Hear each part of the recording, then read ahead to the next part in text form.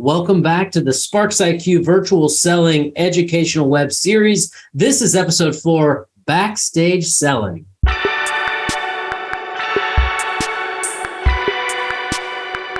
We're going to do a quick recap of what we covered in our previous episodes, and then we'll define and illustrate Backstage. Today, we are joined by Mark Magnecca, David Bowders, Mike Kunkel, and Doug Wyatt. Hello, fellas. Hi there. Great to be here. Hello. Glad to be here. Great. To get us started, let's hear from our overseas correspondent. All the time, the question is, how do democracies respond to those scandals? And what will it mean for the wider region? I think one of your children has just walked in. I mean, shifting sands in the region. Do you think relations with the North may change? I would be surprised if they do. Pardon me. That's right. My apologies. What's this going to mean for the region? My apologies.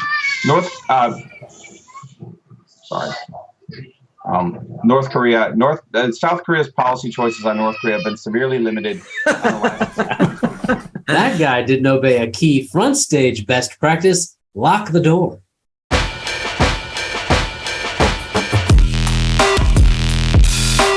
Okay, diving into things, Mark, would you remind everybody what we mean by orchestration and how it relates to virtual selling? Yeah, sure. So orchestration is all about being able to unobtrusively pull things together to make them work.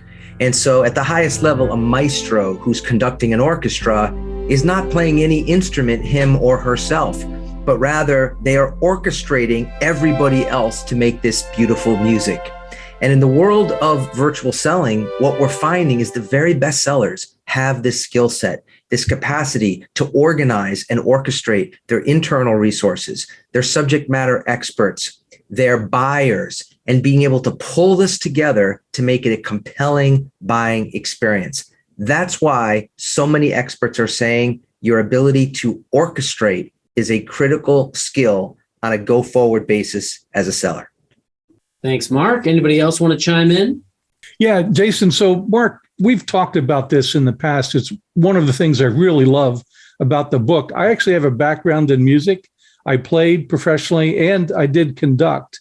And this concept, when I came into the field of sales, and trust me, it was not a smooth transition, but this concept of orchestrating really helped me a ton. And the other thing, of course, was the concept of practice and how musicians practice so much to get good at their craft. And I was able to use that in sales. So as bad as I was in the beginning, the practice and the concept of orchestration really helped me as a young seller. So what do you hope sellers do differently during virtual sales interactions now that they're receiving some formal guidance? Well, to start, Jason, everything a seller does should be buyer-centric, right? That includes providing an outstanding virtual buying experience. It's all about the orchestration that we've already talked about, executing the best practices of research, call planning, sales meeting management, facilitating engagement, and maximizing those things in that experience for the virtual setting. We've also talked about how documentation, collateral, and notes from the sales process could actually be used to create a better internal handoff to customer success or a service team, which also creates a better user experience for the buyers as well. Beyond that, I hope that sellers use these same knowledge, skill sets, and tool sets to more effectively manage the relationships in the account over time through virtual strategic and account management. David, what are your thoughts on additional benefits of being excellent at virtual front stage selling? Yeah, we all know that in recent years, the expansion of buying committees has become a tough reality for sellers. That is, there's more and more stakeholders on the buyer side. They have very specialized roles. Sometimes they're technical, sometimes they're HR, sometimes they are sales enablement, for example. Sometimes they could be financial buyers. All of these different parties, the reality is they're an important part of the buying decision. Now, unfortunately, in the old days, a poor seller had to go and deal with all these different specialties and try to address all of their needs and concerns to be successful selling. Today, we have the advent not only of committee buying, but also team selling. And with team selling, what we can do is start to bring in our own specialists. They don't all have to be in the same location. So once we remove the barrier of geography, we're able to start bringing in our specialists who can best engage the different buyer personas on the buyer side who have their own very specific, sometimes narrow needs. Doug, anything that you want to add to that? No, I think that's absolutely right, and I think we mentioned in a previous episode just about the ability to have specialists and experts be able to join when you're selling remotely in the way that you can't if everybody needed to coordinate their schedules to get on a plane and get to a certain location at the same time. So I think that's absolutely right. Adding on to what Doug said, we all know that work from home is becoming the new norm, if you will, in the workplace. So if you want to be able to move the buying process along with your buyers, eventually you're going to have to master these skills. The buyers are not going to invite you into their kids' bedrooms. They're not going to invite you into their basement. They're not going to invite you into their house. So one or more of the buyers that you're trying to sell to is not going to be able to be there face to face. And it could very well turn out that none of them is available to meet with you face to face. So the reality is today, if you want to be able to sell in the new work from home norm, you're going to have to master virtual selling. It's that simple. All right. So buyers are not going to invite you into their homes, but we are going to invite you to help us tackle a common myth associated with virtual selling. Let's do some debunking.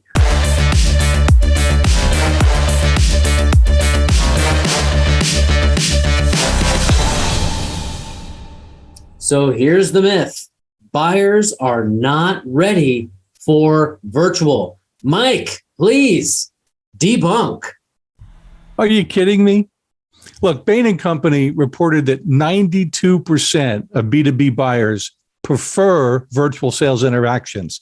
I've seen another report saying that buyers are willing to make large six-figure purchases entirely virtually. Gartner did a study to show that about 44% of millennial buyers actually preferred not to engage with sellers and buy all on their own. Though interestingly, then about 1 in 5 of those have buyer's remorse because they're unsatisfied at the end with their purchase decision. So they're ready for virtual buying and yet still need expert support to make the best decisions. That support's different now, right? It's both front and backstage, synchronous, asynchronous, but it's still needed. In either case, it's pretty clear that the buyers are ready. Well, there you have it. The data is there, and Mike Kunkel doesn't lie. So buyers are ready for virtual. Consider this myth debunked. All right, guys, let's talk about Backstage. What is it? Why do we do it? And when should we do these backstage activities?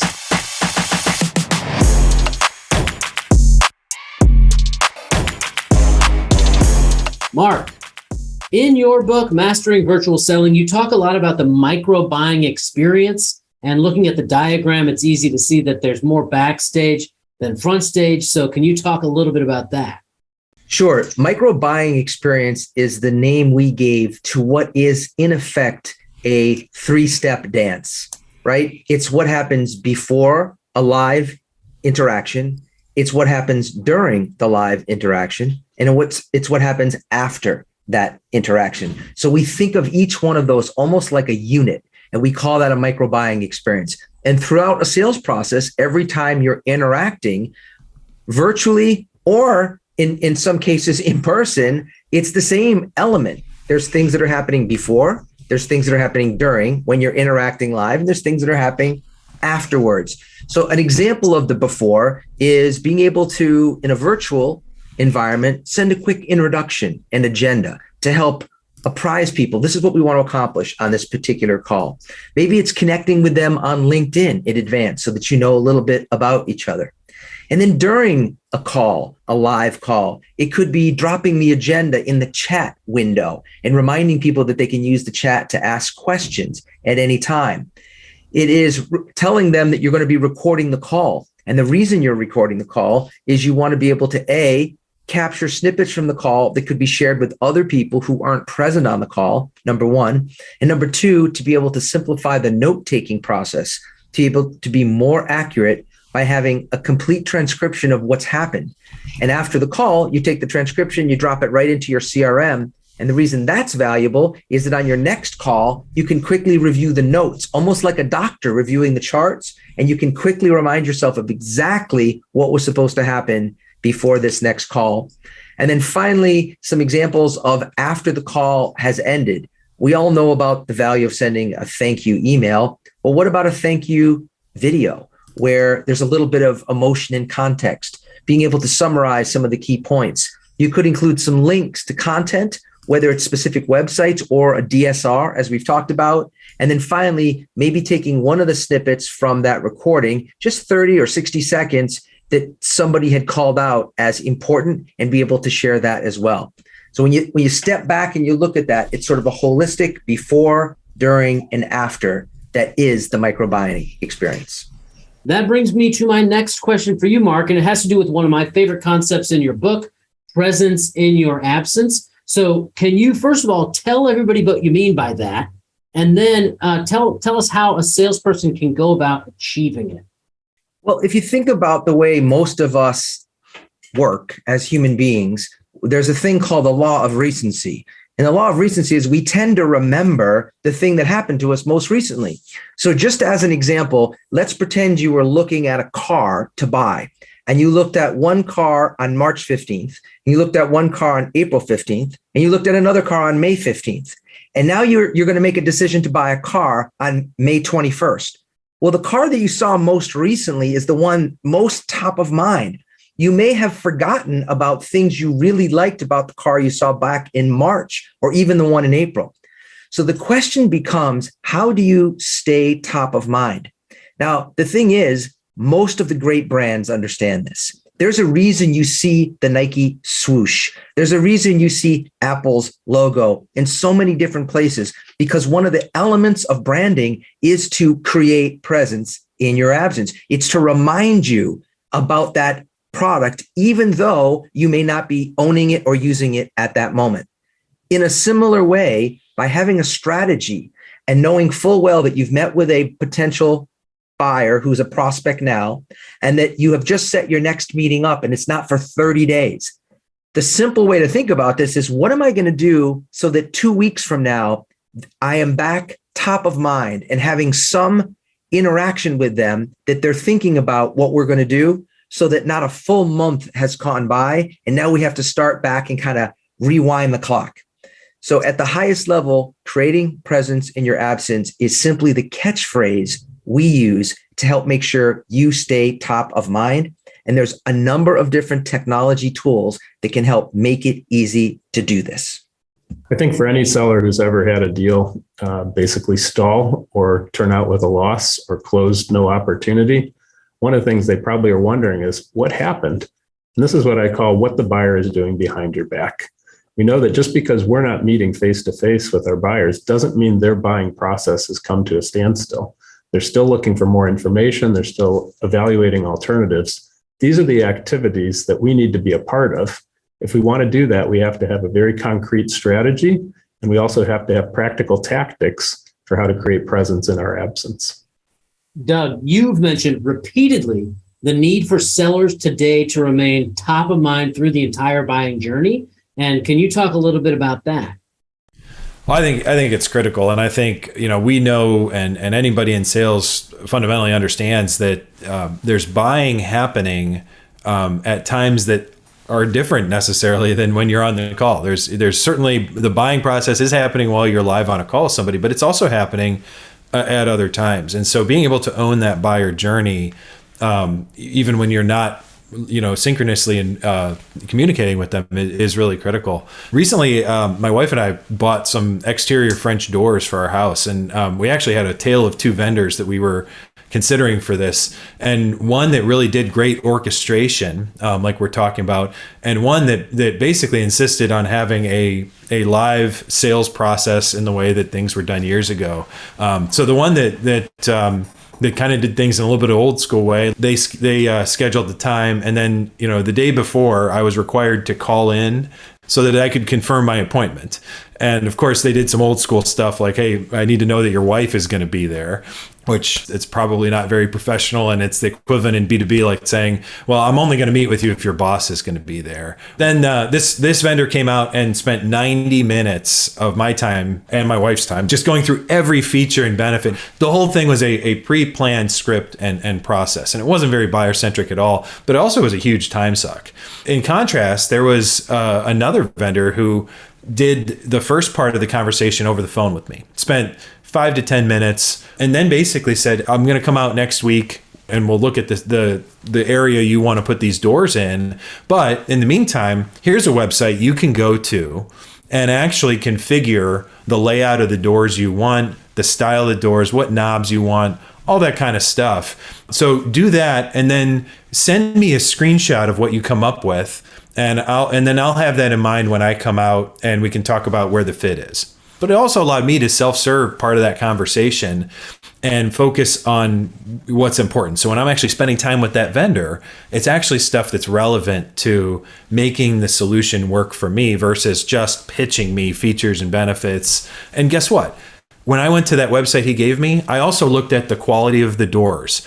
They happen to be manufactured, an hour down the road from my house. I learned about the product information I needed to know to make my decision. When the guy came out, he was here for 20 minutes, did his measurements, and the rest of the time was spent, with me self-serving, and he had presence in his absence with me because I was able to self-serve parts of the buying process that I wanted to, and I wasn't necessarily being forced into 90 minutes of this commitment and this entire sales process that wasn't built for the way I wanted to buy. Yeah, I think what we're learning from Doug's story is even though we're primarily talking here about complex B2B selling, what we're seeing is that the same disciplines, the same strategies and tactics that lead to success in B2B are also working their way into B2C, selling directly to the consumer. And I would take it even a step further. The same strategies, tactics, models that help us to sell are also important to the customer experience. So even once we've sold the deal, we're never really done selling. Let's be honest, we're never really done selling. We have to continue to engage our buyers even after the sale. And this is where the selling process and virtual selling transforms into virtual customer experience. And that's why I believe a lot of what we're talking about in this series is applicable not just to the frontline sellers that we're trying to help, but also to the downstream customer experience, customer support, customer success teams that are trying to drive the results that the sellers have sold. So fundamentally, this is an organization-wide mandate. It's not just for sellers. It's not just for buyers. It's for everybody who has a customer-facing or vendor-facing type of relationship. That's right. And Doug, I'm guessing that the time you spent on that website didn't feel like a time suck. You got similar information that the time suck guy was trying to give you, but you were able to draw the conclusions yourself about the quality. I was able to consume just the amount of information I need for my buying decision from that website, and not things I didn't see necessary. I didn't need, the first guy shined a red light through to show how thick the glass was. It was ridiculous. If you could just tell me that it was going to be temperature resistant and all those things, that's what I needed to know. I needed to know it was going to fit my needs. I didn't need to know the technical specs or that there's 3 layers of whatever, you name it. So long story short, I bought it from the first guy. No kidding. Good for him. And we know who makes the decisions in your house. Good thing my wife was there, right? So Mike, along those lines, what are some types of content that sellers might share in between their front stage live interactions? Yeah, so it could be something like third-party collateral. Maybe it's analyst reports, might be relevant research that would interest them or be helpful. Testimonials or case studies from similar customers are always good at the right point. Might even be information about your company, plans, product roadmaps, or similar updates when those things are relevant, not product pitchy, right? Might even just be simple things like answers to their questions, a document you provided that they can review that would answer questions. Really, Jason, is anything that might satisfy their exit criteria for the current process stage or address a concern that they've expressed somewhere along the journey. And once they're a customer, Jason, it could even include ongoing reports about account performance and especially any documentation about cost savings, problem solved, and any value that you've delivered for your client that matters to them. Thanks, Mike. And of course, we want you to be able to create top quality backstage content, some of which might include recording yourself.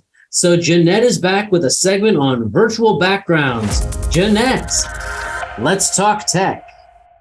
I'm here to talk about virtual backgrounds. What are they? Why do we use them? And what can you do to make yours look better? So many people are working from home now, and that means we have to compete with a lot of distractions. Whether that be kids, pets, home repairs, or that mess that you just haven't gotten around to cleaning up yet. In lieu of sending your kids off to boarding school, you can use the virtual background. So it's almost like they're not even there. There are a few ways to do this, depending on which video conferencing tool you're using. Most of them are very similar. If you're in Zoom, click the caret next to the camera icon right here. Then select Choose Virtual Background. You can stick with a good old-fashioned blurred background or try out any of the other default options. I've uploaded a branded image with my company logo. Don't be worried if text looks like it's mirror image. You're the only one who sees it like that. Everyone else in your meeting sees it the right way, but if it bothers you, you can uncheck Mirror My Image. There are lots of free high-resolution photos online. Unsplash, for example, has several pictures of offices you can download. Just click this plus button right here to upload your new image. If you have lots of stuff behind you, Zoom may have a hard time replacing your background perfectly. That's where green screens come in. This one hangs right here, so the back of your chair disappears too.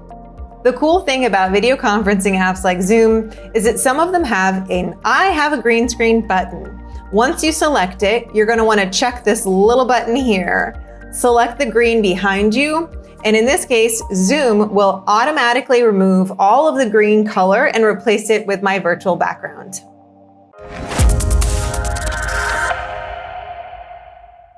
All right, more great tips from Jeanette.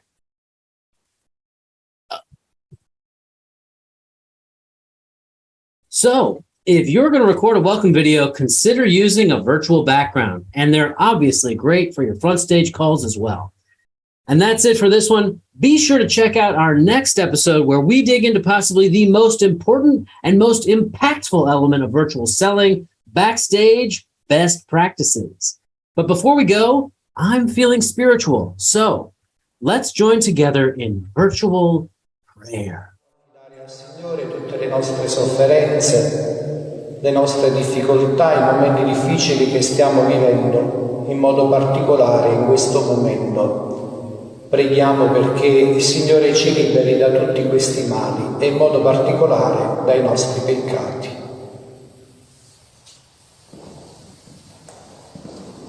Amen. I have to thank David, Doug, Mike, and Mark for a great episode, and we'll see you all back here for Backstage Best Practices. Goodbye, everybody.